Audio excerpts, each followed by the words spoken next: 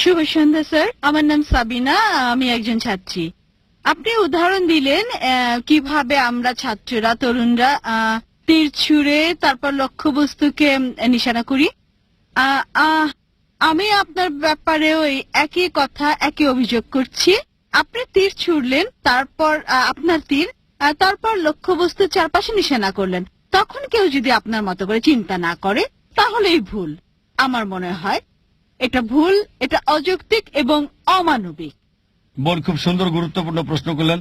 আমার উদাহরণের কথা বললেন যে মানুষ শূন্যে গুলি ছোড়ে তারপর অজুহাত দাঁড় করায়।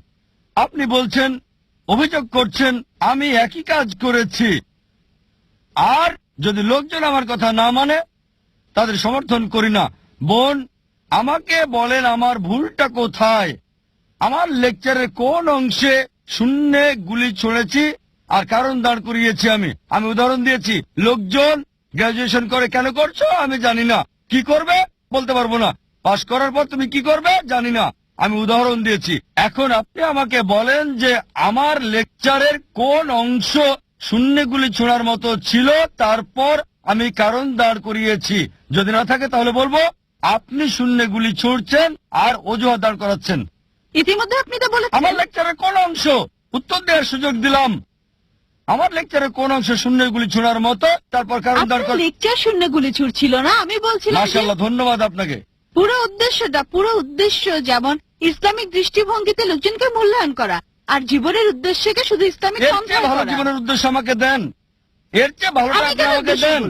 দেখেন, আমরা উন্মুক্ত প্রশ্ন উত্তর পর্ব করছি, যে কেউ ভিন্ন মত পোষণ করতে পারে। আমি বলছি না তো আমারটাই সঠিক, লোকজন আপনার থেকে ভিন্ন মত পোষণ করতে পারেন, তবে অবশ্যই যথাযথ কারণ দেখাতে হবে। যেমন ধরেন বললাম 2 যোগ 2 সমান 4, আপনি বলেন না এটা হবে 5, অবশ্যই আমি বলবো কেন। তাই যদি আমি কিছু ভুল বলি আপনি প্রমাণ করে দেবেন যে আমার ভুল। শুধু বললেই হবে না যে 2 যোগ 2 সমান 4 না। আপনি তো শিক্ষিত, ঠিক?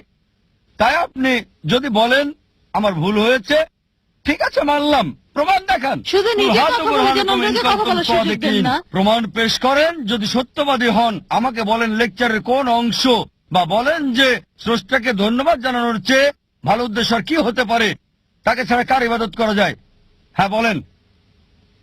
ওনার মাইক্রোফোনটা চালু করে দিন, তিনি আমাদের শিক্ষা দেবেন।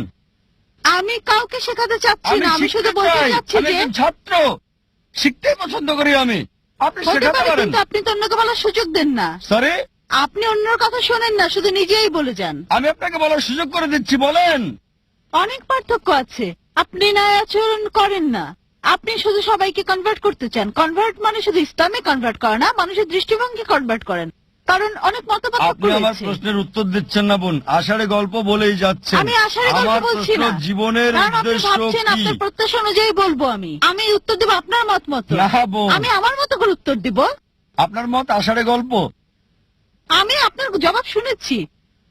ধন্যবাদ বোন, আপনার মন্তব্যের জন্য ধন্যবাদ। দর্শকদের হাতে বিচারটা ছেড়ে দিলাম। কতজন আপনার পক্ষে কথা বলে আর কতজন আমার কথা মানে জানবো পরে যখন লেকচার দেবেন। আশা করছি দর্শক পাবেন অনেক বেশি, তখন তারা আপনার উত্তর জানবে সৃষ্টির উদ্দেশ্য নিয়ে।